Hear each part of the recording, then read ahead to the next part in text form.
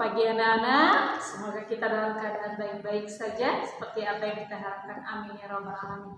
Anak-anak, sebelum kita masuk KD baru tentang dinamika kependudukan, ya saya mau apresiasi dulu. Minggu lalu kita sudah belajar tentang pemanfaatan dan pelestarian flora dan fauna. Tentunya kalian sudah tahu apa itu suaka marga satwa, apa itu cagar alam, dan beberapa jenis persebarannya di Indonesia. Nah, anak-anak, adapun tujuan, ya, tujuan kenapa kita belajar dinamika kependudukan ini, kita untuk mengetahui persebaran kependudukan di Indonesia. Jadi di sini bukan di dunia, tapi kita mempelajari penduduk Indonesia, dinamika kependudukan di Indonesia. Oke, nah, pengertian penduduk, apa itu penduduk? Kalian tentu tahu apa itu penduduk adalah orang yang mendiami suatu wilayah dengan jangka waktu yang lama atau permanen. Ya, itu yang namanya penduduk. Kenapa Bu kalau sementara? Kalau dia sementara hanya datang lalu dia pulang pergi, itu dia bukan penduduk. Ya, tapi kalau dia tujuan untuk menempati suatu wilayah dalam jangka waktu yang lama atau permanen, itu dia dinamakan penduduk. Oke, jadi kalau misalnya dia hanya datang di suatu tempat lalu dia pulang pergi lagi, itu berarti dia hanya pendatang, bukan penduduk. Ada beberapa faktor yang mempengaruhi dinamika kependudukan di Indonesia. Apa sih? Nah, mengapa kita perlu mempelajari beberapa faktor ini? Kalau kita lihat kondisi saat ini, ya sekarang ini dari peta persebaran penduduk ternyata 60% penduduk Indonesia berada di Pulau Jawa. Artinya Pulau Jawa padat penduduknya, sedangkan pulau-pulau lainnya sedikit. Jadi sekian 60% itu hampir semua, ya, hampir sebagian wilayah penduduk Indonesia bertempat tinggal di Pulau Jawa. Nah, ada beberapa faktor yang mempengaruhinya. Apa itu? Ada kelahiran, ada kematian, ada migrasi. Kelahiran disebut juga dengan natalitas. Kematian disebut dengan mortalitas. Migrasi disebut dengan perpindahan penduduk.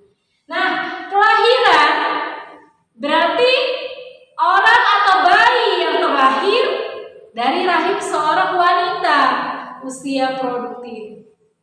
Nah, apa faktornya? Kenapa kelahiran itu meningkat? Mengapa menurun? Ya, ternyata ada faktor pendukung maupun faktor penghambat. Faktor pendukung kelahiran disebut dengan pronatalitas, sedangkan faktor penghambat kelahiran disebut antinatalitas. Apa saja faktor-faktor ini? Pronatalitas. Apa sih faktor yang mendukung kelahiran?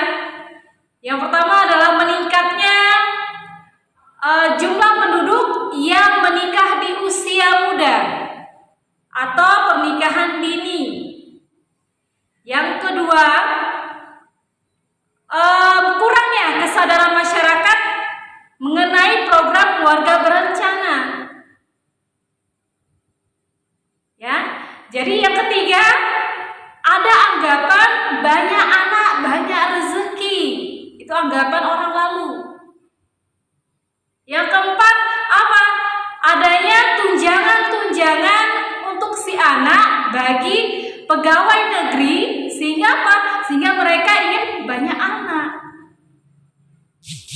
Nah, ya, antinatalitas. Antinatalitas ini adalah faktor penghambat kelahiran. Apa saja faktor penghambat kelahiran? Diadakan keluarga berencana, penyuluhan keluarga berencana. 2 anak cukup. Yang kedua, apa antinatalitas yang kedua? Anggapan bahwa anak itu beban orang tua. Ya. Jadi mereka yang beranggapan anak merupakan beban dari orang tua akan membatasi jumlah kelahiran anak. Terus yang ketiga, apa adanya pembatasan tunjangan bagi pegawai negeri untuk anak. Jadi kebalikan dari si pronatalitas tadi. Yang kedua ada kematian. Faktor pendukungnya faktor dinamika penduduk ada kematian. Kematian ini juga ada faktor pendukungnya, promortalitas. Apa saja? Itu bisa kalian cari. Salah satunya apa? Salah satunya kurangnya fasilitas kesehatan.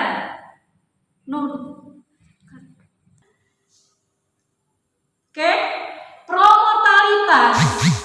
Ya, ada faktor pendukung kematian. Apa? Fasilitas kesehatan yang buruk itu merupakan pendukung kematian. Yang kedua apa? Yang kedua karena perekonomian, ya. Karena minimumnya upah yang mereka terima sehingga mereka tidak bisa mengonsumsi ataupun makan kebutuhan makanan yang sehat dan bergizi. Terus yang ketiga apa? Timbulnya berbagai penyakit. Yang keempat apa? Terjadinya bencana alam. Ya, bencana alam dan bencana non alam seperti peperangan, kelaparan dan lain-lain. Oke, berikutnya ada antimortalitas. Antimortalitas adalah faktor penghambat kematian. Salah satunya adalah adanya layanan, ya, kesehatan yang memadai. Seperti apa, Nak? Seperti misalnya kalau gratis berobat ada BPJS misalnya, ya. Jadi terus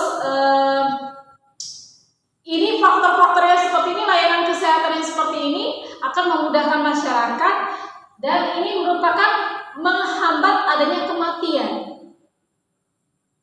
Nah, yang lain bisa kalian cari. Oke, ada migrasi, ya. Ada migrasi atau perpindahan penduduk. Migrasi ini banyak macamnya, ada imigrasi, emigrasi, reemigrasi, transmigrasi, urbanisasi, ruralisasi.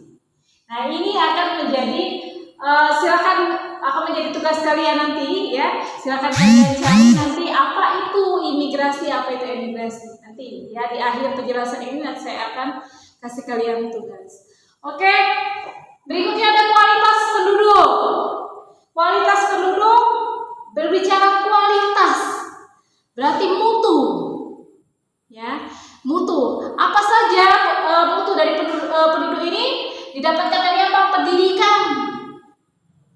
Jadi ada jenjangnya dari SD, SMP, SMA, S1, S2, S3, maka sampai profesor. Ya, jadi jenjang pendidikan ini merupakan kualitas dari penduduk. Ada yang tidak tamat sekolah, ya, tidak tamat sekolah ataupun tidak sama sekali mengenyam pendidikan, sama sekali ada. Nah, ini merupakan kualitas penduduk. Terus pekerjaan atau ekonomi, kita tahu masyarakat Indonesia ini berbagai macam jenis pekerjaan yang digeluti, ya.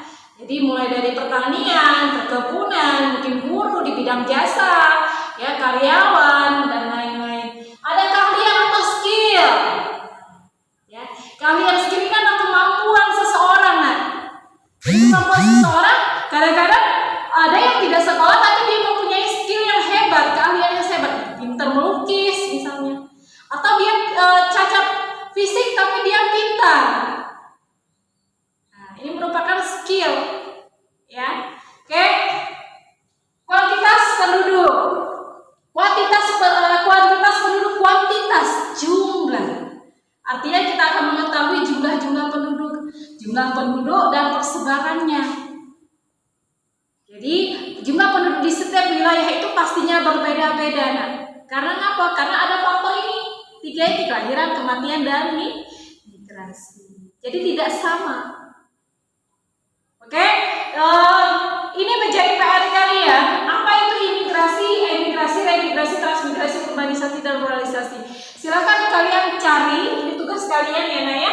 Jadi kalian cari pengertian-pengertian ini. Kenapa saya suruh kalian mencari pengertian-pengertian ini? Bisa saja saya jelaskan, namun saya pengennya kalian lebih aktif untuk mencari apa itu pengertian-pengertian dari migrasi ini. Migrasi itu ada 2 sebenarnya. Ada migrasi Internasional ada migrasi lokal.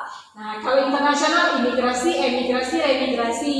Kalau lokal transmigrasi, urbanisasi, ruralisasi. Ini lokal. Ya, oke. Ini saja penjelasan saya. Kalau ingin bertanya, silakan nanti kalian tanyakan apa yang bisa kalian, apa yang kalian pahami, silakan japri ataupun kita share ke grup ya. Itu saja. Akhiri, wassalamualaikum warahmatullahi wabarakatuh.